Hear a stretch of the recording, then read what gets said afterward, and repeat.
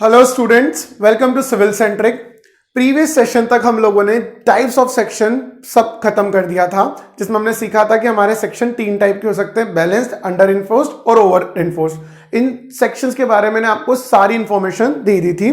चलिए, I hope आपको सारी चीजें समझ में आ गई होगी और आपको याद भी हो गया होगा।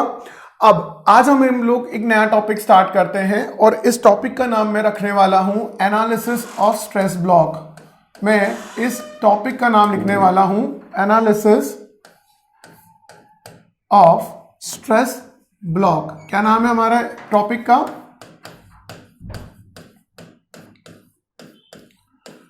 Analysis of stress block. ठीक है, अब इसे समझते हैं कि यहां पर हमें करना क्या है। ठीक है, अब जैसा कि बच्चों आपको पता होगा कि हम लोगों ने सब कंक्रीट का स्ट्रेस स्ट्रेन कर्व पढ़ा था, है ना। हमने कंक्रीट का स्ट्रेस स्ट्रेन कर्व पढ़ा था। अब हम उस स्ट्रेस स्ट्रेन की कर्व की बात नहीं करेंगे जो हमने बहुत पहले पढ़ा था। अब आप लोगों को ये चीज क्लियर होना चाहिए दिमाग में कि अगर मैं यहां पर लिख रहा हूं एस पर, क्या लिख रहा हूं मैं यहां पर? एस पर IS 456, एस पर IS 456 2000, है ना। अगर मैंने यहां पर ऐसा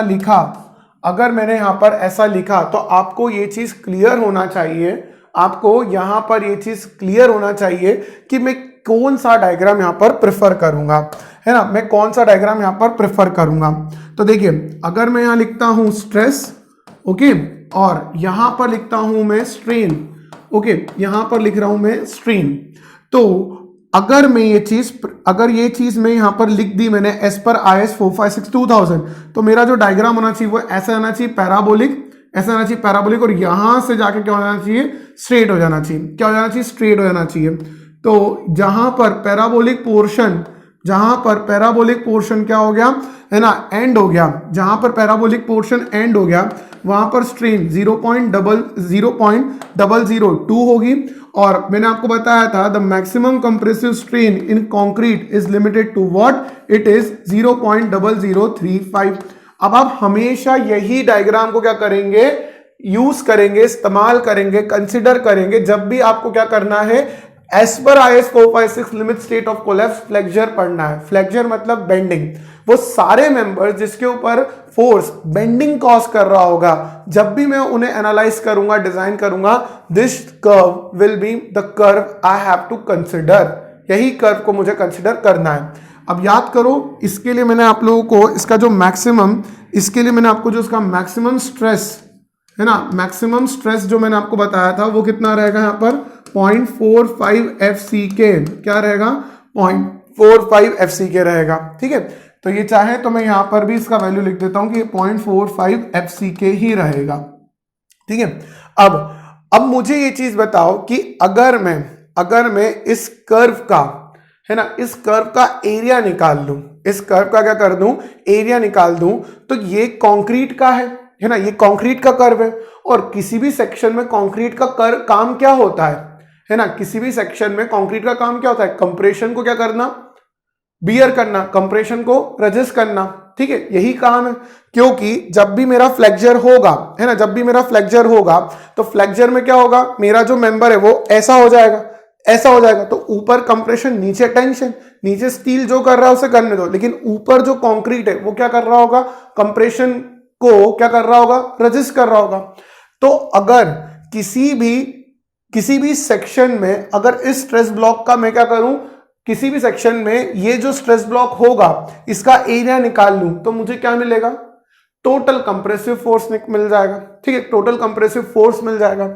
और ये जो स्ट्रेस ब्लॉक होगा, ये जो स्ट्रेस होगी, ये कहां से कहां तक होगी? Depth, it will be from the top fibre to the neutral axis. क्यों? क्योंकि न्यूट्रल एक्सिस के नीचे हम टेंशन मानते हैं। तो ये कर्व कहां तक होना चाहिए? सिर्फ टॉप फाइबर से लेकर न्यूट्रल एक्सिस तक, जहां पर कंप्रेशन है, क्योंकि इसके नीचे तो टेंशन आ गया। आई होप आपको ये चीज समझ में आई होगी। सुन के नहीं आया तो इसकी चीज को हम लोग क्या करते हैं? डायग्राम के थ्रू भी देख सकते हैं।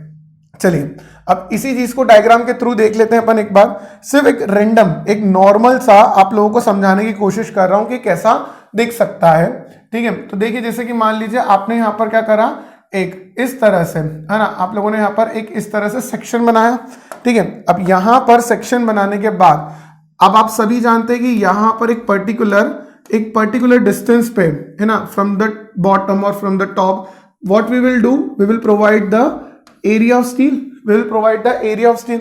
Now at a certain distance हमें क्या मिलेगा, न्यूट्रल एक्सिस मिलेगी, at a certain distance neutral axis मिलेगी। क्लियर हो गई बात। अब अगर मैं यहां पर डेप्थ ऑफ न्यूट्रल एक्सिस आपको क्लियरली क्या बता दूं कि this is what x you is, ये एक्स यू है, मतलब हमारा क्या है, डेप्थ ऑफ न्यूट्रल एक्सिस है। ये चीज समझ में आ गया आप लोगों को, क्या है हमारे पास, ये चीज न्यूट्रल एक्सिस है। तो देखिए अगर ये मेरा न्यूट्रल एक्सिस है तो मुझे क्या इमेजिन करना है, यहां पर मुझे यहां पर वो स्ट्रेस ब्लॉक आप लोगों को बना के बताना है कि वो कहां पर और किस तरह से लग रहा होगा। तो वेट अ मिनट, ठीक है, वेट अ मिनट, ठीक है। अब मैं इस न्यूट्रल एक्सिस को भी क्या करता हूं, ऐसे आगे की तरफ यहां से बढ़ा रहा हूं।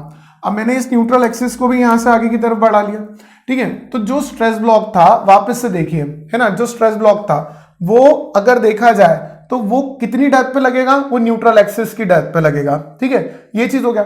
ये जो स्ट्रेस का वैल्यू होगा कहां से कहां तक, ये यहां से यहां तक देखा जाता है कि स्ट्रेस का ही तो वैल्यू बता रहा है ना, ये देखिए ये एक तरीके से स्ट्रेस का ही वैल्यू बता रहा है। तो ये जो स्ट्रेस का वैल्यू होगा ये कहां पर मिलेगा आपको, टॉप फाइबर में मिलेगा। और ये स्ट्रेस का वैल्यू 0 कहां मिलेगा आपको, न्यूट्रल एक्सिस पे मिलेगा। ये बात समझ में आई।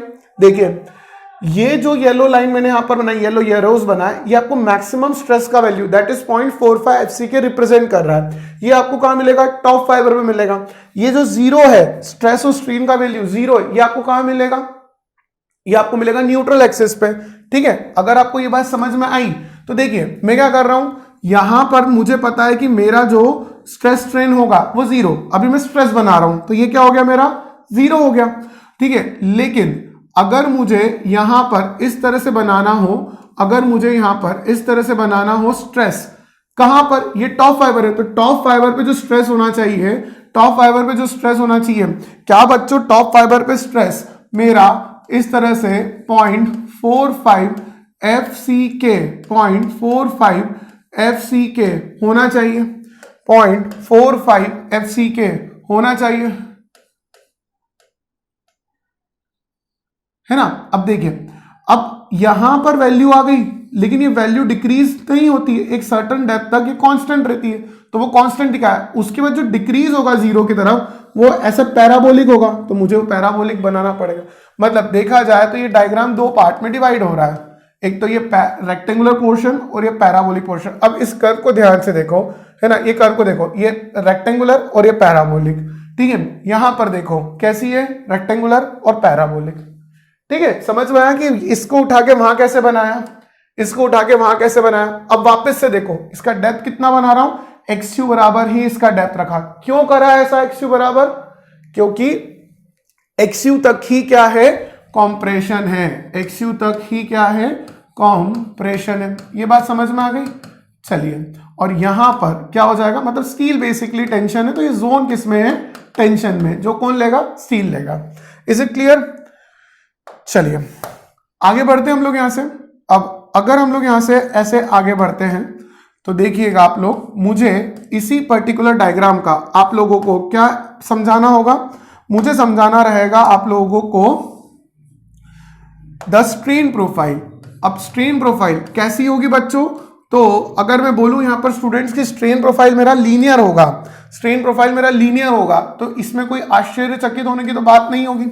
क्यों नहीं होगी यहां पर आश्चर्यचकित होने के बाद, क्योंकि हम पहले ही पढ़ चुके हैं, plane section remain plane after bending. क्या पढ़ा हम लोगों ने, plane section remain plane after bending. इसका मतलब क्या होगा, the strain variation will be, the strain variation will be linear, the strain variation will be what, linear, ठीक है। ये चीज समझ में आ गया हम लोगों को। देखिए तो स्ट्रेन वेरिएशन लीनियर होगा, मतलब यहां सबसे ज्यादा मैक्सिमम हो गया।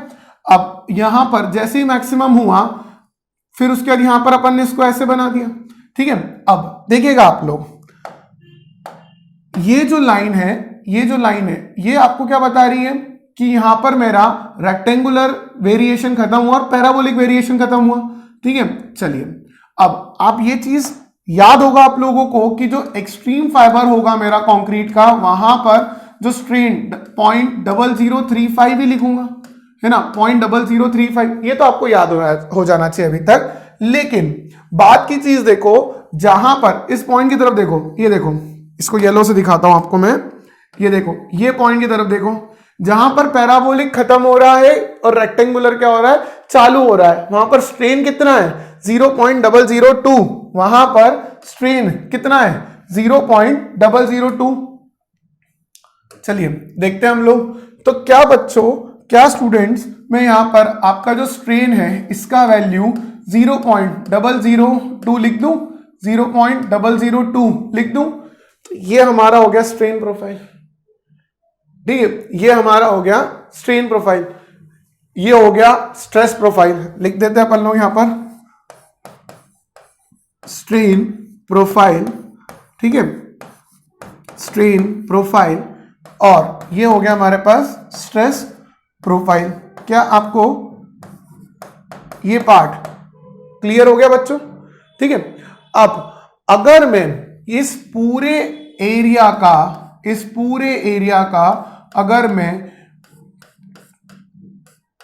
कैलकुलेट कर लूं, इस पूरे डायग्राम का एरिया में अगर कैलकुलेट कर लूं, तो बच्चों आपको पता है मुझे क्या मिलेगा, मुझे मिल जाएगा यहां पर एक फोर्स जिसे मैं बोल सकता हूं C। मुझे यहां पर एक फोर्स मिल जाएगा जिसे मैं बोल सकता हूं C। और आपको पता है ये C क्या है, ये C क्या है, this C is the net compressive force, this C is the net compressive force. बस यही चीज हमें क्या करना है, इस डायग्राम की मदद से कैलकुलेट करना है। ठीक है, आई होप आपको ये बात समझ में आ गई होगी। ओके, तो बस हमें क्या करना है, इस डायग्राम का एरिया कैलकुलेट करना है ताकि हमको ये नेट कंप्रेसिव फोर्स मिल जाए। तो यही बात मुझे आपको सिखाना है। तो स्टार्ट करते हैं इसे, हम लोग किस तरह से हमें कैलकुलेशंस करना है समझते हैं हम लोग। चलिए, तो सबसे पहले तो मुझे आप लोगों को वापस से क्या करना पड़ेगा, स्ट्रेस प्रोफाइल और स्ट्रेन प्रोफाइल बना के बताना पड़ेगा। ठीक है, तो ये देखते हैं हम लोग यहां पर। ठीक है, तो ये हो गया हमारा, हम लोग अभी फिलहाल बना रहे stress profile. Okay, so let me draw it and then we will discuss it. Okay, so this is how the stress and strain profile will look like. ये चीज मैंने आपको अभी भी समझाया था थोड़ी देर पहले, बट हम क्या करते हैं, इसका वापस से नेमिंग कर लेते हैं, है ना, लिख लेते हैं कहां पर क्या चीज रिप्रेजेंट कर रही है। तो यहां पर आपको मैक्सिमम स्ट्रेस मिलेगा, दैट इज 0.45 FC के। अब यहां पर आप देखिए आपको मिलेगा depth of neutral axis, that is XU। ठीक है, अब यहां पर जो मैक्सिमम स्ट्रेन होगी इस लेवल पे, इस टॉप फाइबर पे जो मैक्सिमम स्ट्रेन होगी, that will be 0.00, that will be 0.0035।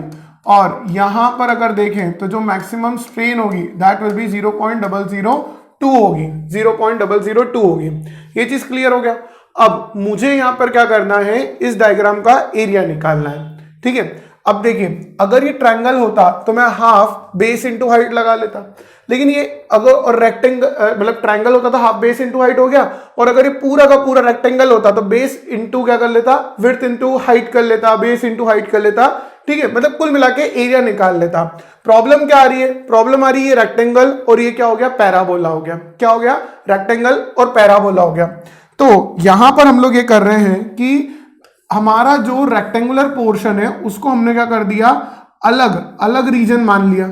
जो हमारा यहां पर ये रेक्टेंगल रीजन हो गया, ये देखिए इसको हमने एक अलग रीजन मान लिया। और उसी तरह से जो मुझे यहां पर ये वाला पैराबोलिक पार्ट मिल रहा है ना, इसको मैंने यहां पर अलग से ऐसे अज्यूम कर लिया कि ये एक पैराबोलिक है। तो इन दोनों का क्या करूंगा, ऐड करूंगा, इन दोनों को क्या करूंगा, एरिया निकालूंगा अलग अलग, और इनको जब ऐड कर दूंगा तो मुझे क्या मिल जाएगा, net compressive force, that is C। ठीक है, आई होप आपको ये वाला पार्ट क्या हो गया होगा, क्लियर हो गया होगा। आई होप आपको ये वाला पार्ट क्या हो गया होगा, क्लियर हो गया होगा। Is it fine?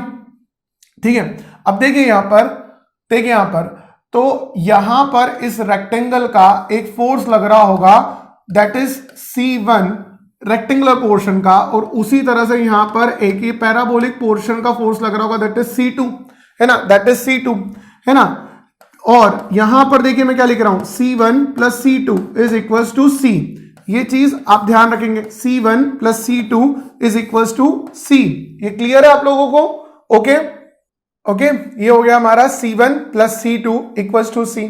अब ओके, अब क्या करेंगे, इसका ये दिस 0.45 C के इंटू दिस लेंथ कर, दिस डेप्थ कर देंगे।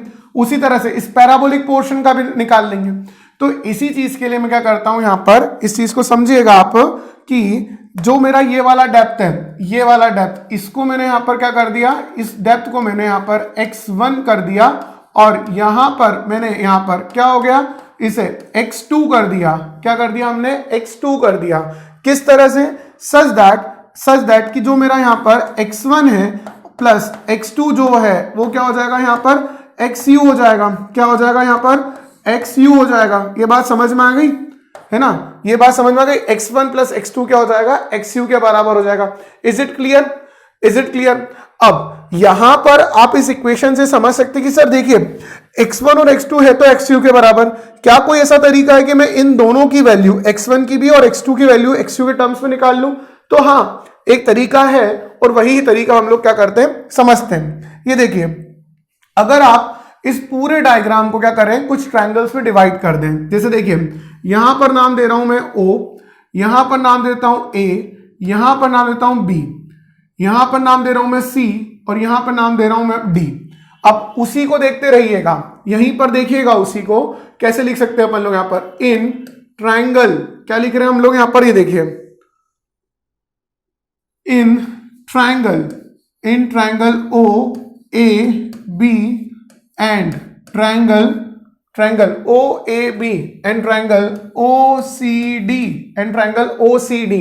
बस ये दोनों ट्रायंगल सिमिलर है। अब ये प्रूव नहीं कराऊंगा, है ना मतलब है सिमिलर ट्रायंगल्स, ठीक है। तो इसमें अपने को लिखना है बेस अपॉन में base equals to perpendicular upon में परपेंडिकुलर। बस इतनी सी बात ही तो लिखना है। तो इसे समझते हैं अपन लोग। यहां पर देखिए आप लोग कैसे लिख सकते हैं, इन OAB, ठीक है, OAB में जो बेस मिल रहा है वो क्या मिल रहा है, 0.002 बेस मिल रहा है, ठीक है। बेस इतना मिल गया। परपेंडिकुलर क्या मिल रहा है, यहां पर x2 मिल रहा है। क्या मिल रहा है, x2 मिल रहा है। क्लियर? अब उसी तरह से अगर ऊपर वाले की बात करें, किसकी, OCD की, तो बेस क्या मिल रहा है, 0.0035। परपेंडिकुलर क्या मिल रहा है, xu मिल रहा है, ठीक है। तो स्टूडेंट्स ये बात समझना बड़ी आसान थी। यहां से अगर आप देखेंगे तो आपको यहां से x2 का वैल्यू मिल जाएगा and this x2 value how it will look like, it will B 0.002 upon में 0.0035 इंटू xu, 35 इंटू xu। क्या आपको ये बात समझ में आई? ठीक है, आपको ये बात समझ में आई, ठीक है। इसे आप अगर कैलकुलेट करेंगे तो you will get 4/7 of xu, है ना। अब मैं पढ़ाता रहता हूं तो मुझे क्या हो गया, ये याद हो गया कि यहां पर आपको जो वैल्यू मिलेगा, ये देखो,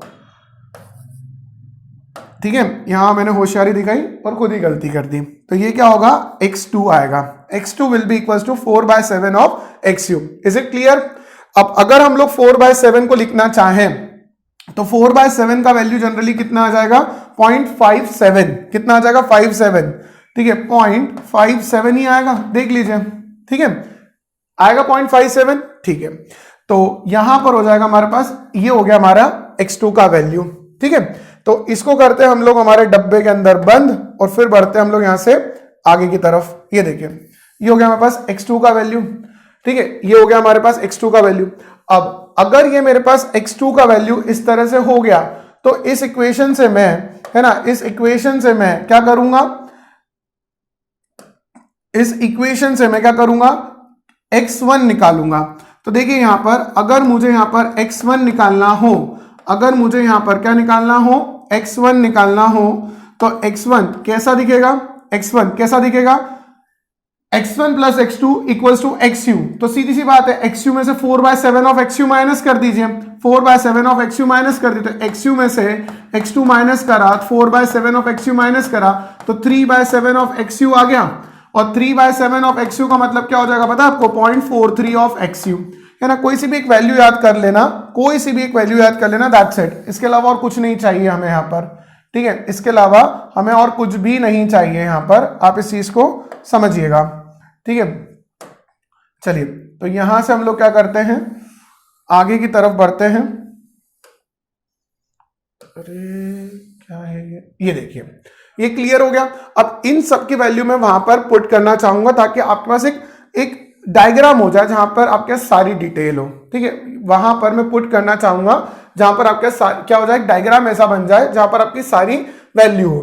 तो अभी वाला पार्ट तो आप लोगों को क्लियर हो गया।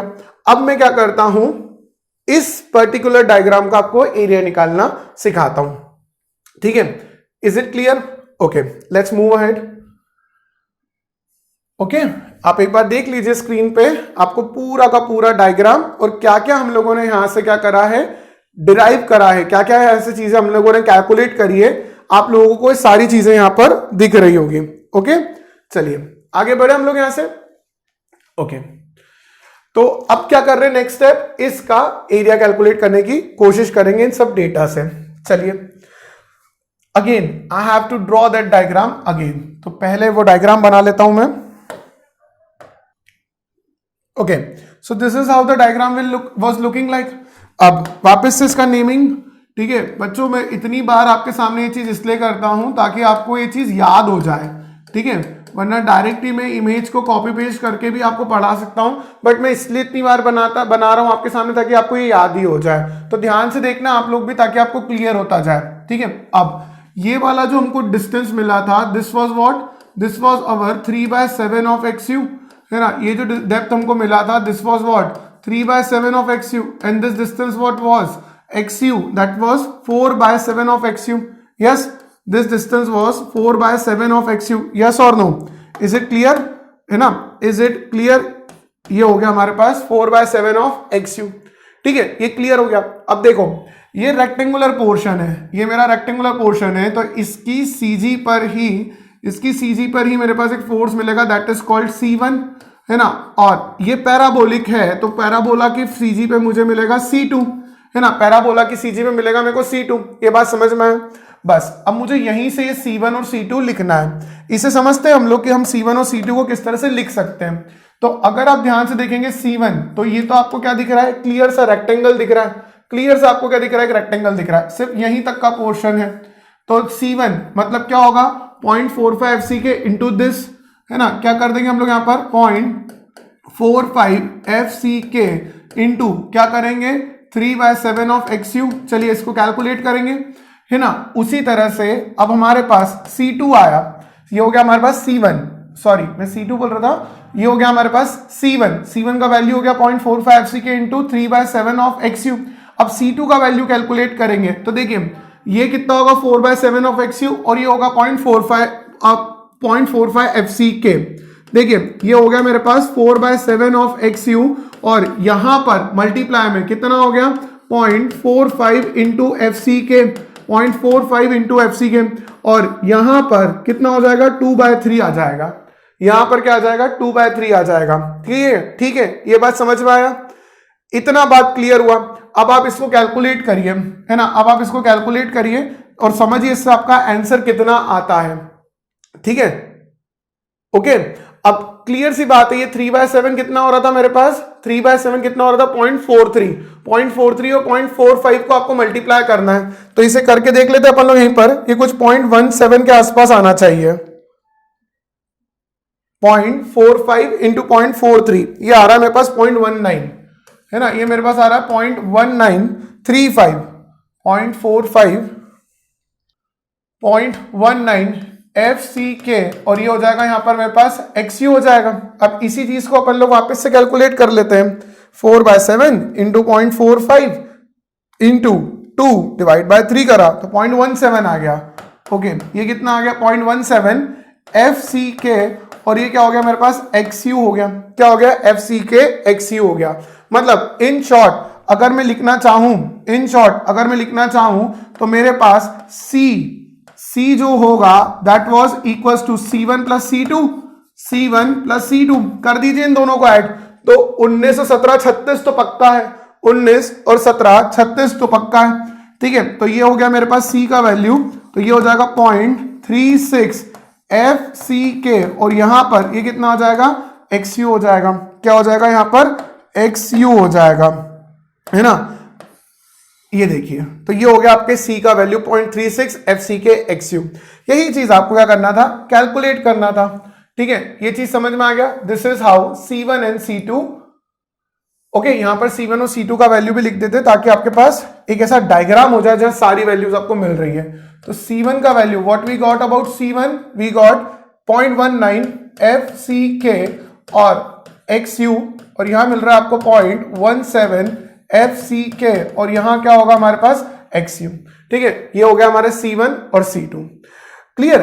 अब आपको यहां पर एक चीज और समझना पड़ेगी, आपको यहां पर एक और चीज समझना पड़ेगी कि अगर since this are two different diagrams like rectangular and parabolic, और ये जो यहां पर मुझे C दिख रहा है ये इसके टोटल का है, तो C एक पर्टिकुलर डिस्टेंस पे लग रहा होगा ना, हाँ या ना। मतलब अगर मैं आप लोगों को यहां से बोलता, अगर मैं आपको यहां पर ये चीज समझाना चाहता कि जो मेरा C1 है ना, ये जो मेरा C1 है, इट इज एक्टिंग, है ना, it is acting at a particular distance y1, at a particular distance y1, or if this C2 is acting at a particular distance y2 from the top fiber, तो ये जो total C होगा, है ना, ये जो टोटल C होगा, इसे भी तो कहीं एक्ट करना होगा, इसे भी तो कहीं एक्ट करना होगा। इसको लिख देता हूं कि C1 will act at y bar, ऐसा लिख दिया अभी मैंने नॉर्मली, from top fiber, ठीक है। तो देखिए ये कैसा बनेगा, इसको समझिएगा कि ये कैसा दिखना चाहिए हमें कायदे से। तो इसका मतलब हो जाएगा यहां पर ये कि ये जो डायग्राम है हमारा, इसको हम लोग यहां से ऐसा कैसा लेके आए, है ना, ये इस डायग्राम को हम लोग यहां से ऐसा कैसा लेके आए। अब यहां से देखिए, ठीक है, ये डायग्राम था हमारा। तो कुल मिला के जो मेरा फोर्स C है, कुल मिला के जो मेरा यहां पर फोर्स C है, टोटल मेरा जो फोर्स C है वो कहां पर लगना चाहिए बच्चों, स्टूडेंट्स, वो लगना चाहिए मेरा ऊपर से y बार डिस्टेंस पे। अब ये y बार डिस्टेंस मुझे क्या करना है, कैलकुलेट करना है। C का वैल्यू कितना आया, 0.36 FCK XU। ये C का मुझे y बार डिस्टेंस पता करना है, ये C का मुझे y बार डिस्टेंस पता करना है। समझना मेरी बात, यहां पर ये जो मेरा C1 था, है ना, C1 ऊपर से जो होगा कितने डिस्टेंस पे लगना चाहिए, है ना, कितने डिस्टेंस पे लग रहा है मेरा, मान लीजिए y1 डिस्टेंस पे लग रहा है। और ये जो यहां पर मेरा C2 फोर्स था वो ऊपर से कहां पर लग रहा है बच्चों, वो लग रहा है मेरा y2 डिस्टेंस पे। कितने पे लग रहा है, y2 डिस्टेंस पे, है ना। अब पहले वाले डायग्राम पे वापस जाता हूं, क्या y1 जो था वो 3/7 ऑफ XU के आधे पे लगना चाहिए, क्योंकि ये इतना था, तो 3/7 ऑफ XU के आधे पे ही तो लगेगा, क्योंकि रेक्टेंगल है, तो रेक्टेंगल का CG क्या होता है, जो भी डेप्थ हो उसके आधे पे, है ना, जो भी डेप्थ हो उसके आधे पे। तो क्या आप यहां पर ऐसा लिख सकते हो इससे कि जो y1 आपका रहेगा वो हो जाएगा आपका 1/2 ऑफ 3/7 ऑफ XU। अब उसी तरह से अगर अपन y2 की बात करें, तो जो y2 होगा, है ना, जो y2 होगा उसे क्या करना पड़ेगा, ये 3/7 का जो डिस्टेंस है वो तो कवर करना ही होगा, ये 3/7 का डिस्टेंस तो कवर करना ही होगा। उसके बाद वो इतने पर्टिकुलर किसी पर्टिकुलर डेप्थ पे आएगा, तो वो कितना होगा, मतलब ये C2 जो होगा कहीं यहां पर एक्ट कर रहा होगा, है ना, ये जो C2 होगा यहां पर कहीं एक्ट कर रहा होगा, ये देखिए यहां पर कहीं एक्ट कर रहा होगा। तो C2 का अपने को डिस्टेंस चाहिए, तो समझते हैं हम लोग C2 का डिस्टेंस क्या होगा।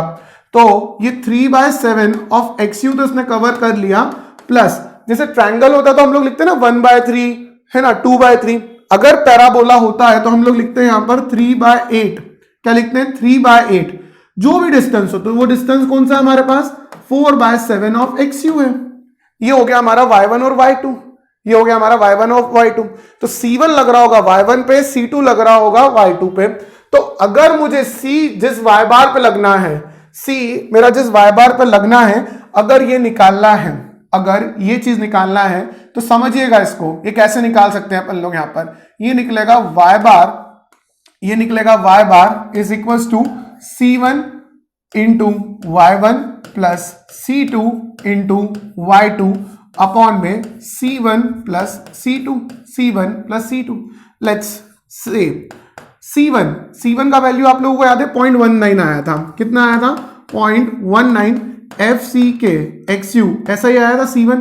y1 का वैल्यू अभी हम लोगों ने डिफाइन करा है ना, and that is nothing but 1/2 है ना, 1/2 इंटू 3/7 ऑफ XU है ना, 3/7 ऑफ XU, यस और नो। ये हो गया हमारे पास C1 y1 है ना। अब प्लस करा मैंने यहां पर, प्लस करा तो C2 का value I remember you had C2 का वैल्यू 0.17 FCK इंटू XU है ना, XU ये होगा।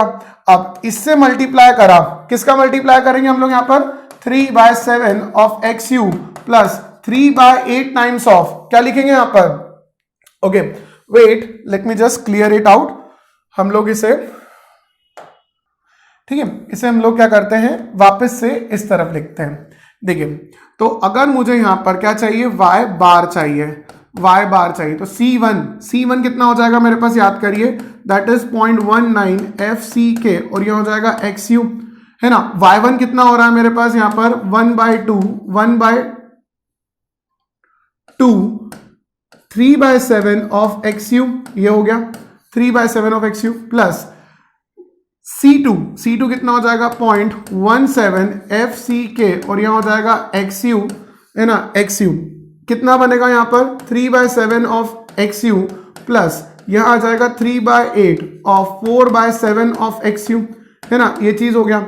और अपॉन में मैं क्या लिखने वाला हूं, C1 और C2, तो ये चीज यहां हो गई 0.36 FCK और ये हो जाएगा मेरे पास XU।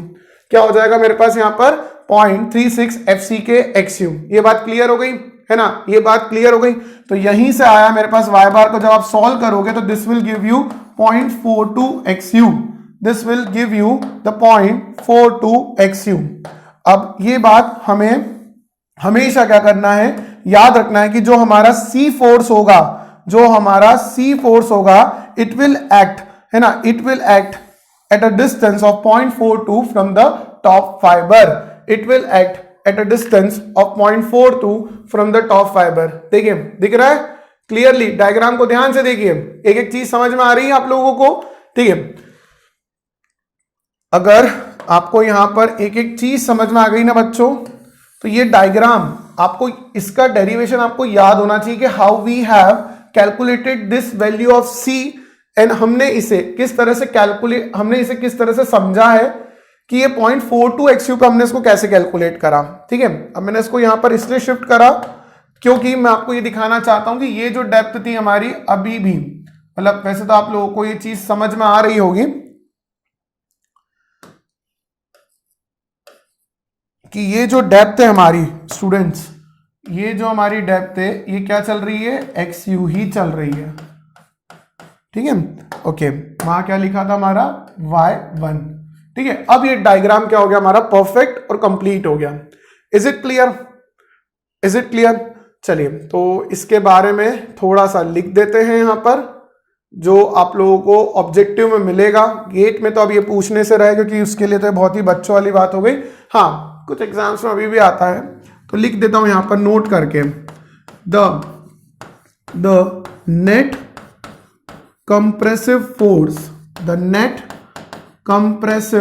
फोर्स, दैट इज, हमने क्या नाम रखा था नेट कंप्रेसिव फोर्स का, C equals to 0.36 FCK XU will act at a distance of 0.42 XU, at a distance of 0.42 XU है ना, फ्रॉम द टॉप फाइबर। क्या लिखा हम लोगों ने यहां पर, फ्रॉम द टॉप फाइबर, ठीक है। Is it clear? ये हो गया हमारा C, ठीक है। इसका एक फाइनल डायग्राम देख ले क्या, इसका क्या करते हैं, एक फाइनल डायग्राम देख लेते हैं और खत्म करते हैं इस पूरी कहानी को। तो इसका final diagram will be like this, ये देखिए ऐसा आपका स्ट्रेस डायग्राम जा रहा है, यहाँ पर ऐसा हो गया, यहाँ पर आपका आ गया C का वैल्यू 0.36 FCK XU है ना, FCK XU and this will act at a distance of 0.42 XU। ठीक है, this is how our stress variation diagram will look like for the compressive zone. ये देखिए स्क्रीन पे पूरा आप लोगों को आई गेस विजिबल होगा। ठीक है, तो इस सेशन में हम लोगों ने जो total net compressive force C का वैल्यू है वो कैलकुलेट भी करा, वो टॉप फाइबर से कितने डिस्टेंस पर लगेगा ये चीज भी हम लोगों ने देख ली। तो स्टूडेंट्स इस सेशन को हम लोग यहीं एंड कर रहे हैं। अब नेक्स्ट सेशन में जो हम लोग स्टडी करने वाले हैं वो ये रहेगा कि ये जो XU है ना, इसका वैल्यू कैसे निकालते हैं, या XU का जो पोजीशन है वो कैसे कैलकुलेट करते हैं। क्योंकि आप ये चीज सीख चुके हैं टाइप ऑफ सेक्शन में कि मैं XU की पोजीशन से क्या चीज समझ सकता हूं, टाइप ऑफ सेक्शन समझ सकता हूं। तो ये रहेगा हमारा next session. Okay students, thank you very much.